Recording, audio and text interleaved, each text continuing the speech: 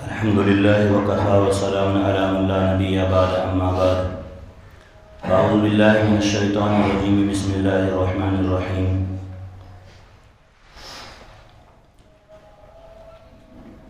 إنما المؤمنون الذين آمنوا بالله ورسوله ثم لم يرتابوا وجاهدوا بأموالهم وأنفسهم في سبيل الله أولئك هم الصادقون۔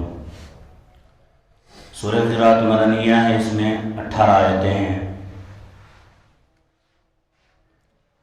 آج ہم سورہ حجرات کی 15ویں آیت کی تفسیر کریں گے انشاءاللہ العظیم۔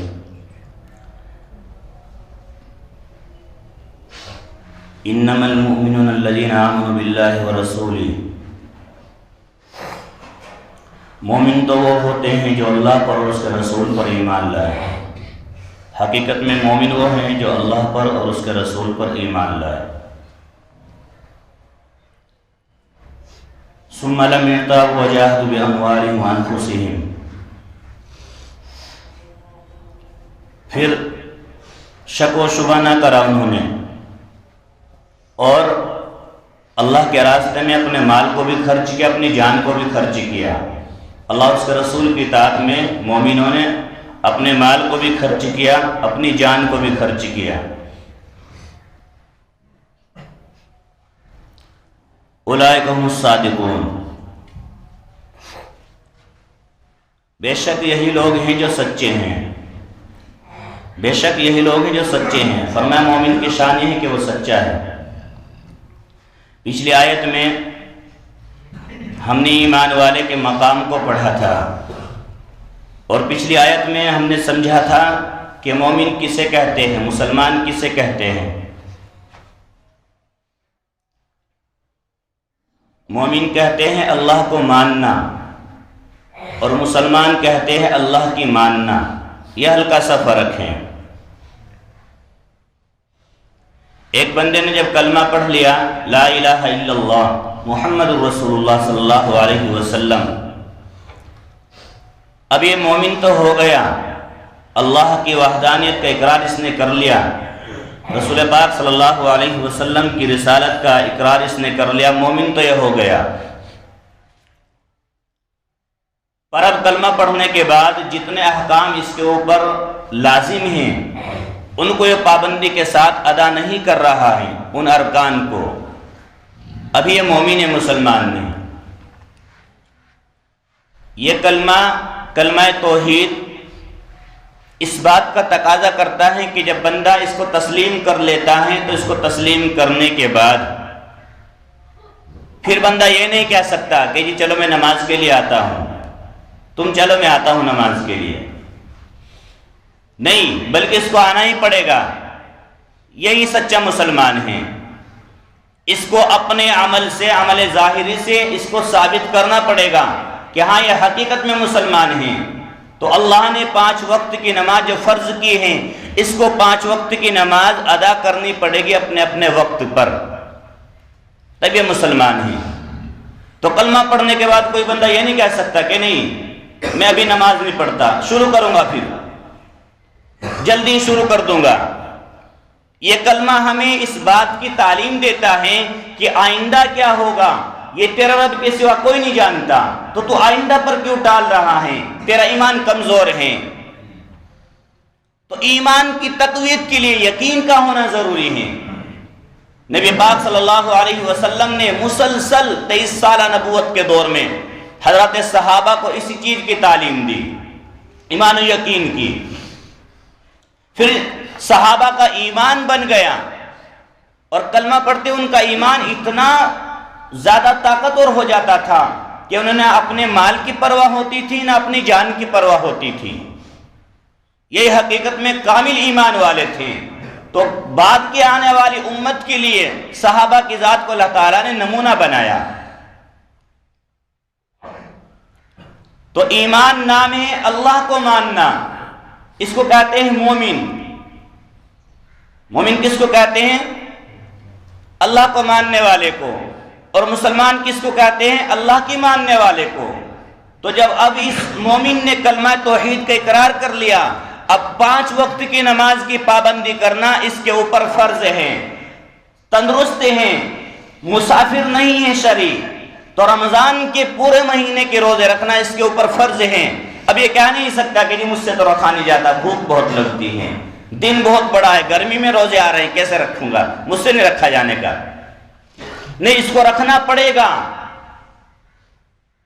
اللہ کی ذات پر توکل کرنے کے ساتھ ساتھ اس کو اسباب کو اختیار کرنا پڑے گا۔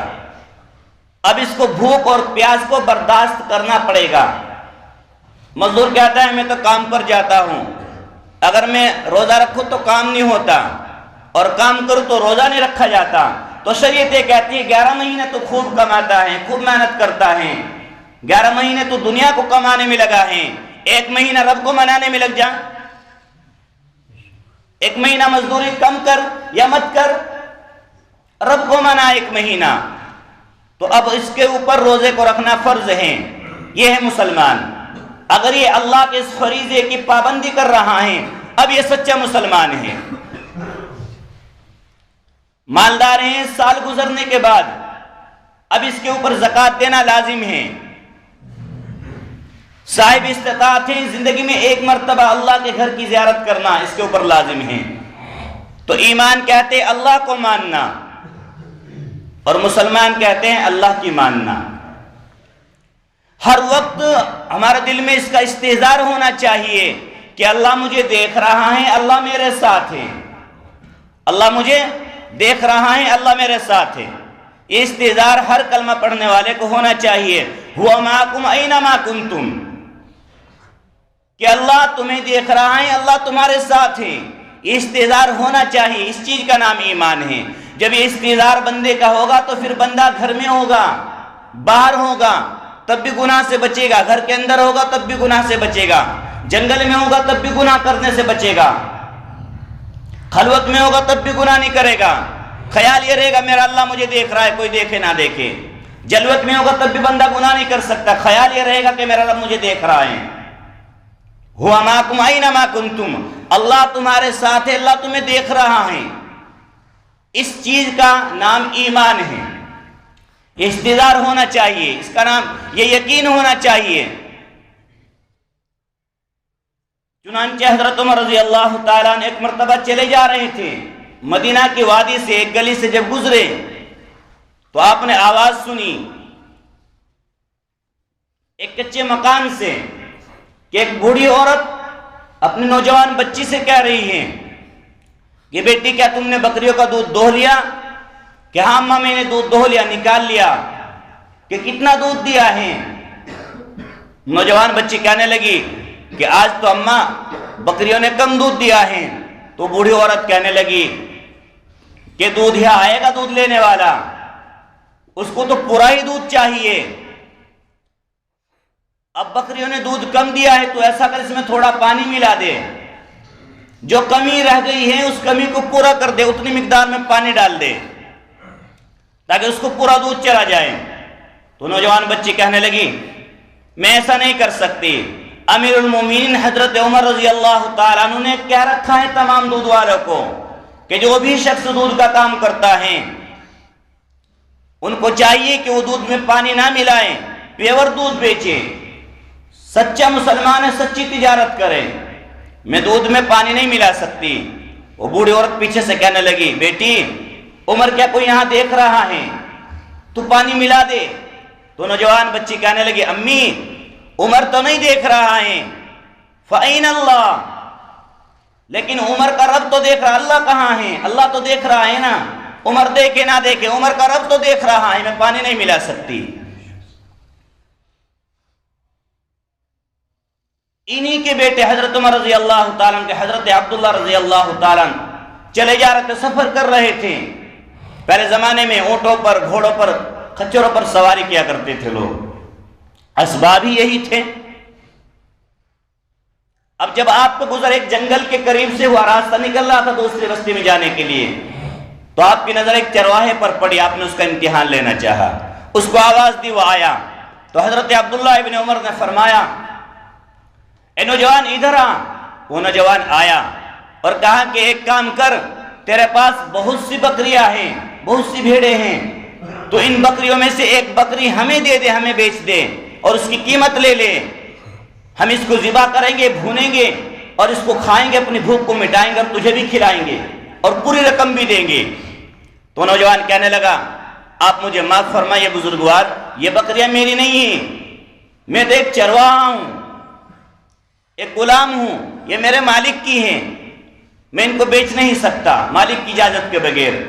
تو حضرت عبداللہ نے اس نوجوان سے کہا تیرا مالک تھوڑا ہی تجھے دیکھ رہا ہے، پھر یہ ہزاروں بکریاں اگر ان میں سے ایک گم ہو بھی گئی تو پتہ تو نہیں چلنے والا، پتہ بھی نہیں چلے گا کہ ہاں کوئی بکری گم ہے، مالک گننے سے تو رہا، اور تجھے رقم بھی مل جائے گی اور اس کو ہم بھونیں گے، کھائیں گے، تجھے بھی کھلائیں گے، تیرا بھی پیٹ بھر جائے گا، ہمارا بھی۔ تو نوجوان کہنے لگا بہت خوب، سبحان اللہ، میں آپ کو بکری بیچ دوں مالک کی اجازت کے بغیر اور آپ سے رقم لے لوں اور آپ اسے کھائیں اور مجھے بھی کھلائیں، مالک کو پتہ نہیں چلے گا، بہت خوب۔ فَأَيْنَ اللَّهُ، لیکن اگر میں آپ کو مالک کی اجازت کے بغیر بکری بیچ دوں، میں ان کا مالک نہیں ہوں، اور رقم لے لوں، فَأَيْنَ اللَّهُ، تو پھر اللہ کہاں ہے؟ مالک دیکھے نہ دیکھے، اللہ تو دیکھ رہا ہے، میں نہیں کر سکتا۔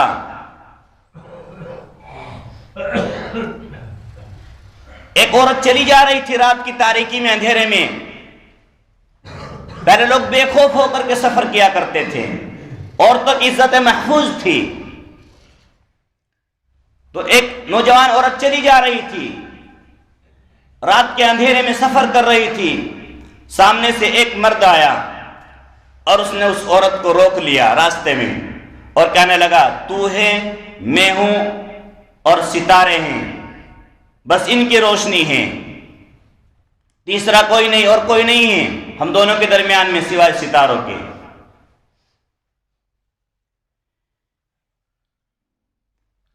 اب تو میرے ساتھ یہ کام کر، میری خواہشات کو پورا کر۔ تو نوجوان بچی کہنے لگی میں ہوں، تو ہے، رات کا اندھیرا ہے، صرف ستارے ہیں، اینما کوکی گوہا، ستاروں کا پیدا کرنے والا رب تو دیکھ رہا ہے، کوئی دیکھے نہ دیکھے، اینما کوکی گوہا، ستاروں کا پیدا کرنے والا خالق و مالک تو دیکھ رہا ہے۔ اس نوجوان بچی کے اس جملے کا اس مرد کے اوپر اتنا اثر ہوا کہ اس نے اپنے گناہ سے، جو خیال آ رہا تھا دل میں گناہ کا، اس سے توبہ کر لی فوراً۔ یہ تھا یقین، یہ تھا ایمان۔ چند مرد اور عورتیں رات کی تاریکی میں بیٹھے ہوئے باتیں کر رہے ہیں، سفر کر رہے تھے، خیمے لگے ہوئے تھے، گرمی کا موسم تھا، رات کی تاریکی خوب تھی، عورت ادھر بیٹھی، مرد ادھر بیٹھے بات کر رہے ہیں۔ تو ایک شخص نے دیکھا کہ رات کی تاریکی کوئی دیکھ بھی نہیں رہا، تو اس نے ایک عورت کو ہاتھ لگایا۔ جب اس نے اس عورت کو ہاتھ لگایا تو عورت فوراً کہنے لگی ڈر اس پاک پروردگار سے جو اندھیرے میں بھی اسی طرح دیکھتا ہے جس طرح اجالے میں دیکھتا ہے، ڈر اس پاک پروردگار سے جو اندھیرے میں بھی اسی طرح دیکھتا ہے جس طرح وہ روشنی میں دیکھتا ہے، جس طرح وہ دن میں دیکھتا ہے اپنے بندوں کو اسی طرح رات میں بھی دیکھتا ہے، ڈر اس پاک پروردگار سے۔ اس نے فوراً اپنے ہاتھ کو پیچھے کھینچ لیا، توبہ کی۔ نبی پاک صلی اللہ علیہ وسلم کی محنت سے اس وقت کے نوجوان بچے اور بچے کے دلوں میں بھی یہ یقین پیدا ہو گیا تھا کہ اللہ ہمارے ساتھ ہے، اللہ ہمیں دیکھ رہا ہے، اللہ ہمارے ساتھ ہے، اللہ ہمیں دیکھ رہا ہے، یہ یقین پیدا ہو گیا تھا۔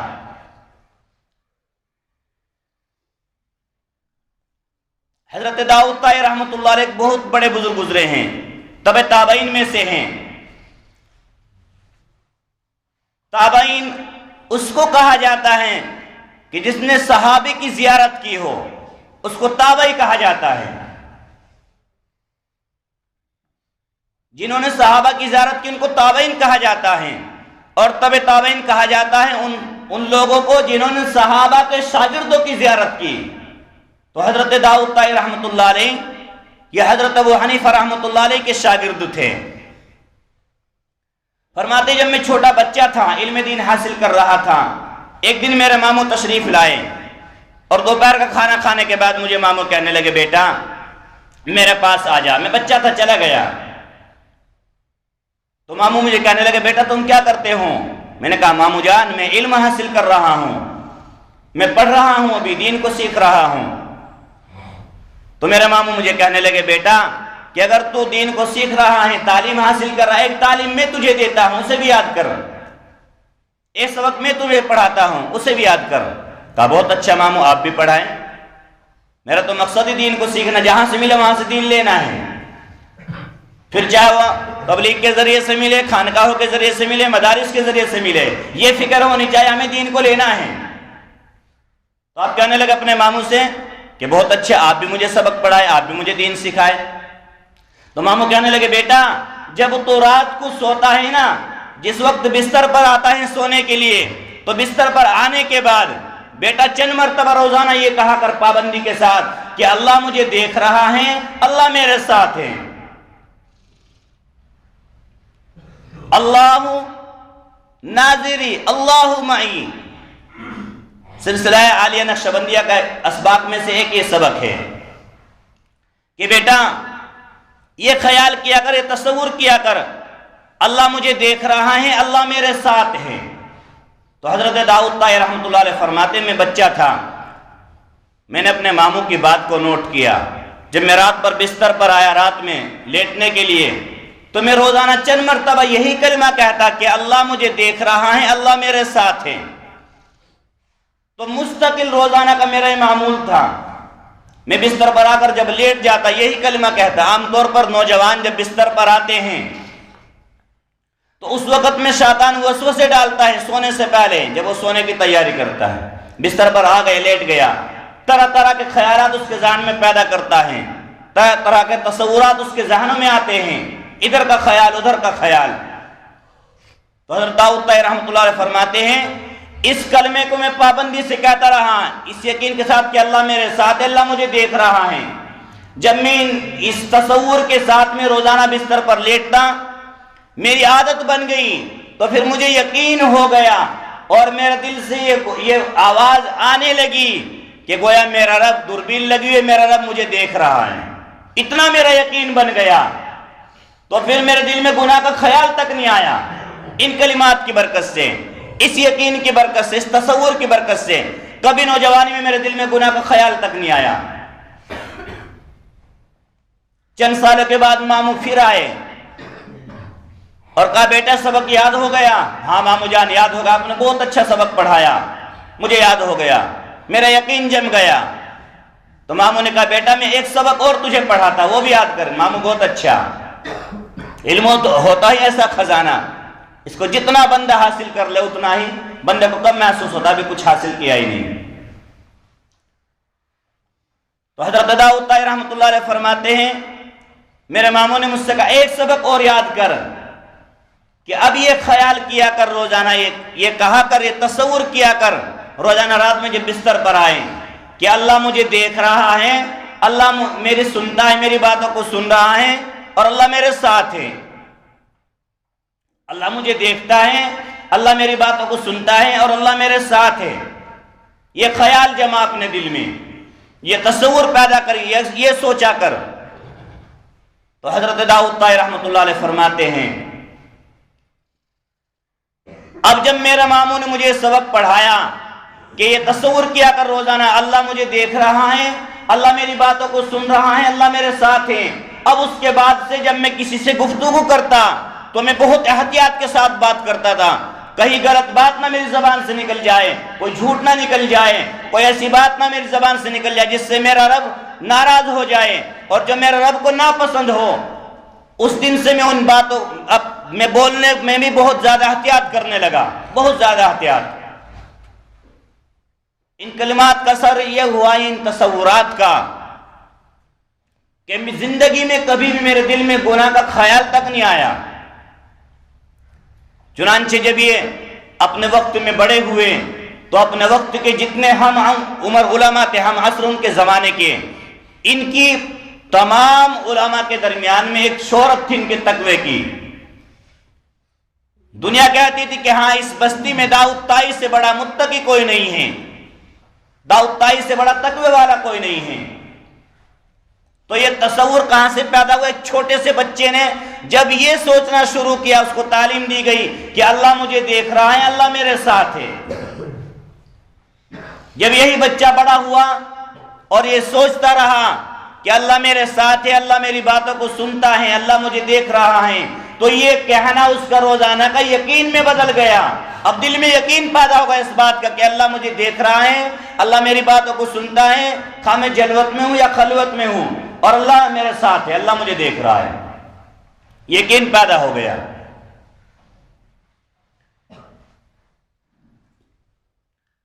سلسلہ نقشبندی عالیہ کے اسباق میں سے پہلا سبق ہے اللہ حاضری، اللہ ناظری، اللہ معی۔ یہ سبق سکھایا جاتا تھا خانقاہ میں سلسلہ نقشبندیہ کی۔ اللہ حاضری، اللہ ناظری، اللہ معی۔ اللہ مجھے دیکھ رہا ہے، اللہ میرے ساتھ ہے، اللہ میری باتوں کو سنتا ہے۔ زکریا ملتانی رحمۃ اللہ علیہ ایک بہت بڑے بزرگ گزرے، اللہ کے بہت بڑے ولی، نوجوان تھے، اپنے پیر مرشد کے پاس آئے، چند دن کے اندر ان کے پیر مرشد نے ان کو خلافت و اجازت دے دی، اجازت دے دی کہ اب تم بھی دوسروں کو بیعت کر سکتے ہو، اجازت، مجھے اطمینان ہے۔ اب جب ان کو اجازت مل گئی، اب جو اور مریدین تھے جو سالوں سے پڑے ہوئے تھے اپنے پیر کی خدمت میں،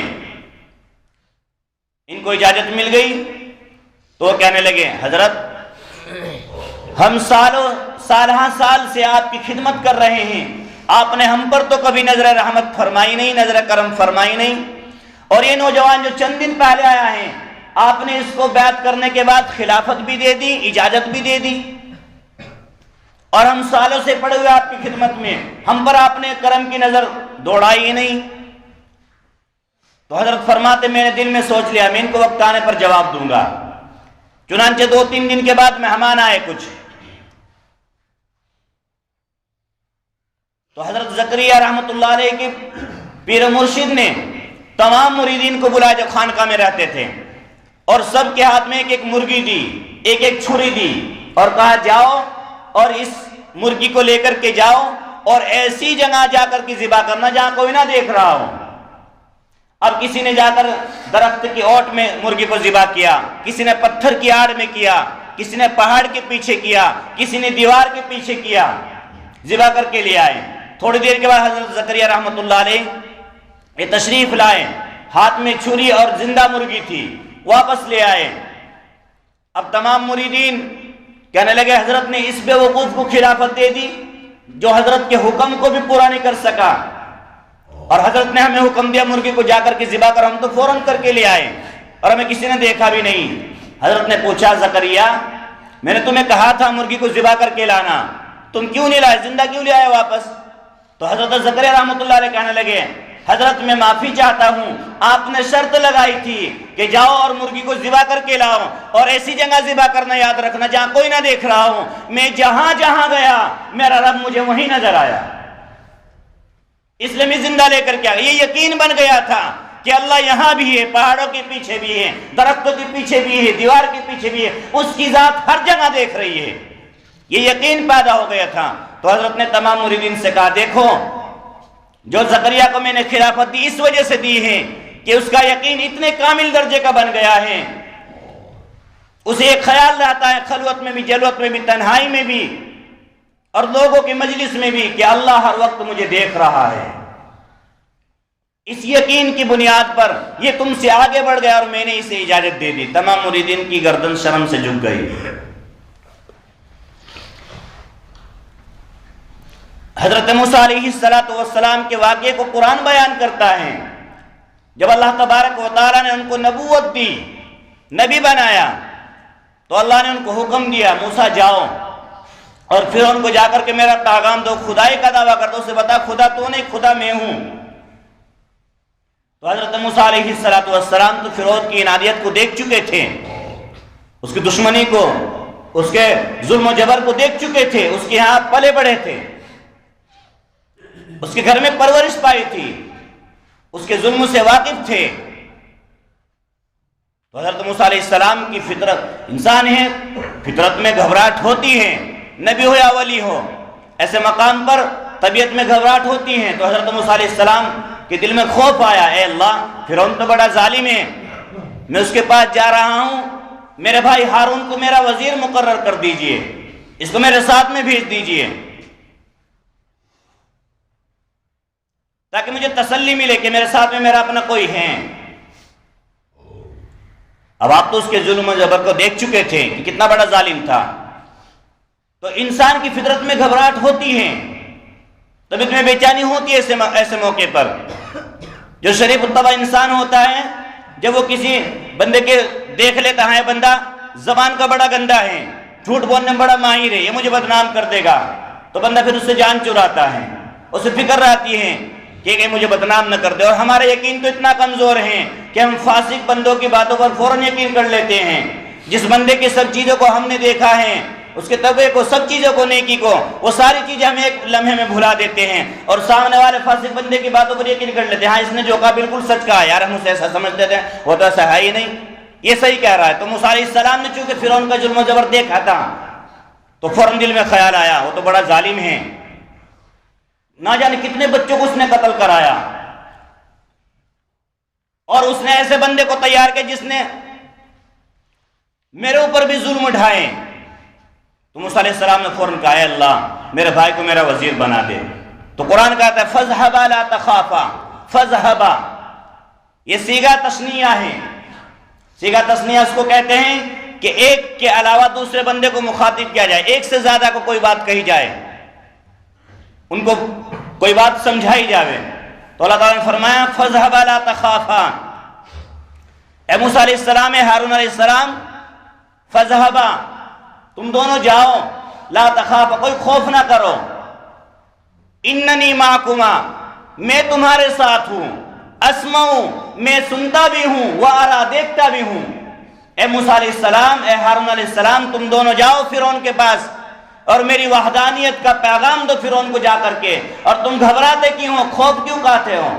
اننی معکما، میں تم دونوں کے ساتھ ہوں، اسمعو وارا، میں سنتا بھی ہوں اور دیکھتا بھی ہوں، تمہارا رب تم دونوں کے ساتھ ہیں، اور سننے والا بھی ہے، دیکھنے والا بھی ہے۔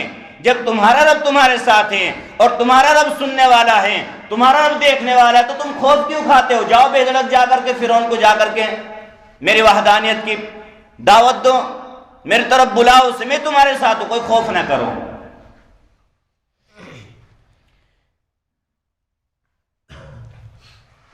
یقین بہت ضروری ہے کہ حالات چاہے کچھ بھی آئے، پریشانی چاہے آزمائش کتنی بھی آئے، بہتان چاہے ایمان والے پر کتنے بھی لگے، اللہ کی ذات سے اس کا یقین کم نہیں ہونا چاہیے۔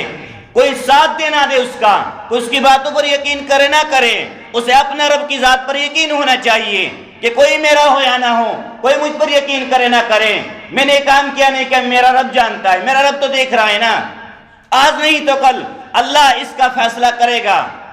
جب قیامت میں ساری کائنات جمع ہوگی، اس وقت تو ساری کائنات دیکھے گی، اور اس وقت ان لوگوں کو بڑی شرمندگی ہوگی کہ جنہوں نے کسی اچھے انسان پر بہتان باندھا ہوگا۔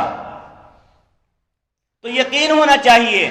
تو کلمہ ہمیں اس چیز کی تعلیم دیتا ہے، تقاضا کرتا ہے کہ ایمان لانے کے بعد ایک سچا مسلمان بھی ہمیں بننا چاہیے، یعنی شریعت کے ہر اس رکن کو ہمیں پورا کرنے کی کوشش کرنی چاہیے جس کو پورا کرنے کے لیے ہمیں اللہ تبارک و تعالیٰ نے حکم دیا ہے، اور اللہ کے لائق محبوب احمد مصطفیٰ محمد مصطفیٰ صلی اللہ علیہ وسلم نے جن کی ہمیں تعلیم دی ہے، یقین ہونا چاہیے۔ ایمان تبھی آگے بڑھ سکتا ہے جب یقین ہو۔ میاں بیوی کے اندر آپس میں ایک دوسرے کو، شوہر کو بیوی پر یقین نہ ہو، بیوی کو شوہر پر یقین نہ ہو، تو بتاؤ ان کا گھر چل سکتا ہے؟ نہیں چل سکتا۔ جب دنیا نہیں چل سکتی تو دین آگے کیسے بڑھ سکتا ہے؟ یہ تو دنیا کا معاملہ ہے۔ جب بیوی کو شوہر پر یقین نہ ہو اور شوہر کو بیوی پر یقین نہ ہو، ان کی گھرستی خوشگوار بن نہیں سکتی، چل نہیں سکتی۔